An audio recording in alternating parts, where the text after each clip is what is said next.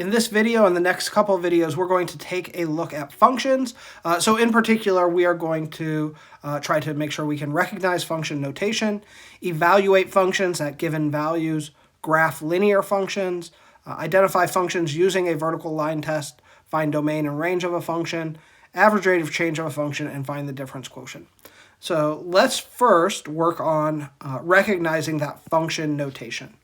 So a function has a name, it has an input variable, and it has a rule, and it has an output that corresponds to each input. So it has a name. Down here in this first example, we have f of x equals x squared minus 2.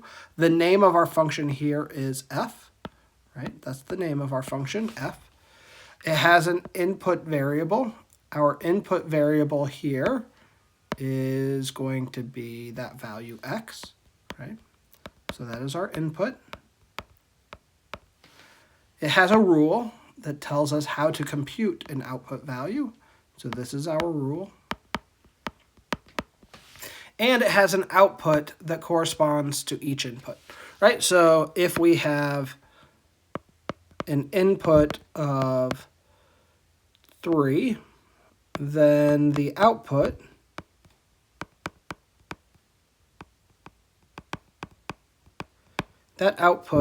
is f of 3, and we get that by replacing every x on the other side with the value of 3.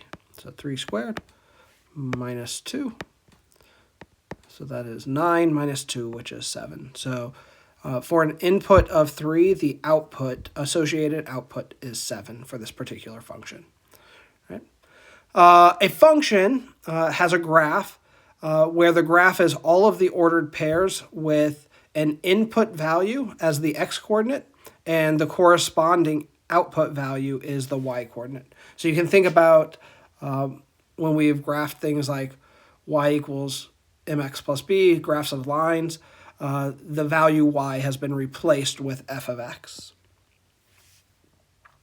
So here we have f of x equals x plus 3. We could say when we have an input of, let's say, -1, the associated output is -1 plus 3, right? So we're just using the rule here. -1 plus 3 is 2. And so that tells us in a graph, whenever the x value is -1, the y value is going to be positive 2. Right? So that's -1, 2. If we were to plug in an x value of 0, the associated y value is 0 plus 3. So it is 3.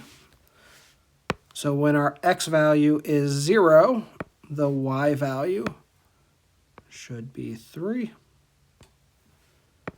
And if we plugged in positive 1, the associated y value is 1 plus 3, which is 4.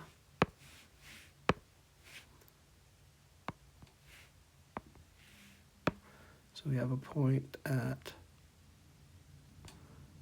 1, 4. That point was 0, 3. And in fact, we could connect those dots. And if we connect those dots, we end up with a graph that looks something like this. Now, I happen to use nice, pretty whole numbers. We could have also plugged in like 1/2, right? So if we plugged in 1/2 as the x value, then the associated y value is -1/2 plus 3, which would be like 2.5. 2.5 corresponds to 5/2. So here, if we were to look when our x value is 1/2, the y value right there is right at, when the x value is -1/2, the y value should be 2.5. Whew. So when the x value is -1/2, the y value is 2.5. If our x value is positive 1/2, our y value would be 3.5. It would be right up there, 7/2. Perfect. So that is functions and function notation. If we look at functions, we can identify functions using what is called a vertical line test. And so with a vertical line test, here we will draw a function.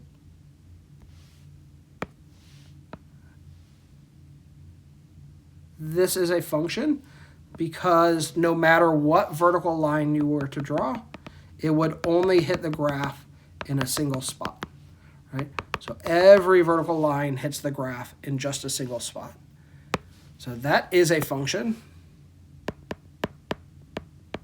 It passes a vertical line test.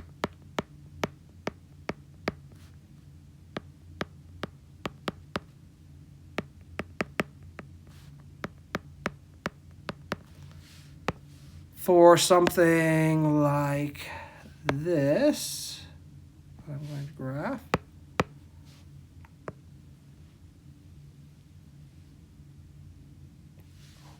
Nope, not that.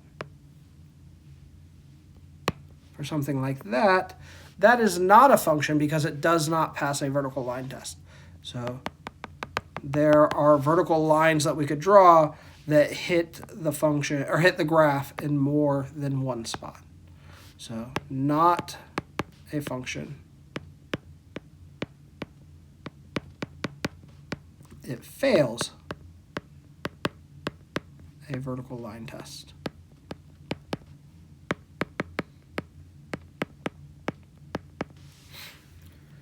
And if we were to think about, all right, so what does this mean in the context of what a function is to begin with? So I'm going to turn back a page. Right? So a function has an output that corresponds to each input. So every input is only associated with one output. When it passes a vertical line test, if the x value is back here, there is only one y value associated with that. If the x value is right here, there's only one y value associated with that. If the x value is right here, there's only one y value associated with that. So that is a function. The ones that fail, we have spots here where if this is our input, then we have 1, 2, 3 different outputs associated with it. Right? So we can't really identify what output we actually want if we're looking for a single output. Now, there could be places where there's a single output. So it doesn't have to, so when it fails the vertical line test, it means that there's just at least one vertical line that hits in more than one spot. All right, perfect. So the one other thing we'll look at in this video is ideas of domain and range. When we look at the domain is the set of all possible inputs. Right? So those are our domain. The range is the set of all possible output values. So we're going to find the domain and range of this function right here. That function right there, 2x plus 4, if you were to graph that, that looks like a y equals mx plus b. So our value b has a y-intercept of 4, has a slope of 2. So this graph would look something like this.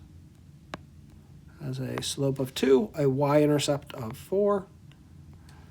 So that's what the graph of that function looks like.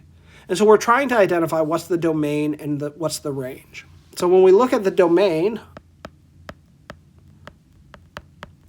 that's all of the x values that we could plug in.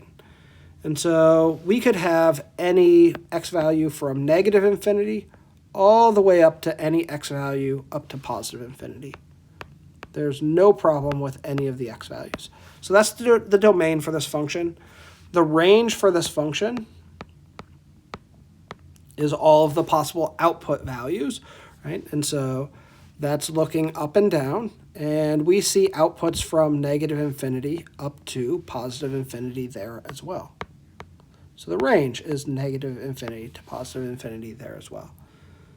So that's what happens when we have a line that is not a horizontal line and not a vertical line, I suppose. We'll get a domain and range of all real values. If we have a curve instead of just a straight line, so like f of x equals the square root of x plus 7. For the square root of x plus 7, what needs to be true of our x values?